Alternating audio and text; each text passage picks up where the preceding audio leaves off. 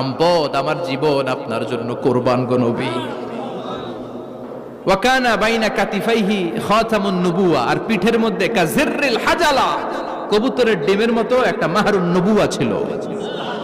উনি যে শেষ নবী, উনি যে প্রফেট, দ্য লাস্ট মেসেঞ্জার, এটা প্রমাণ আল্লাহ সিল মেরা দিছে বাম দিকের কাঁধে, ডান দিকে না। কোন দিকে?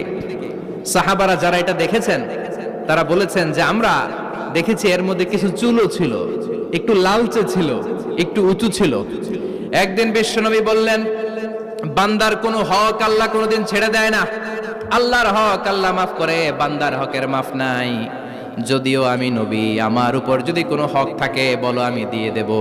কোন সাহাবী দাঁড়ায় না। এক সাহাবী দাঁড়িয়ে বললেন, নবী, যুদ্ধের ময়দানে চাবুক চালানোর সময়, লাঠি চালানোর সময় এক কাফেরকে মারতে যে আপনার লাঠির বাড়ি আমার পিঠের মধ্যে পড়েছে।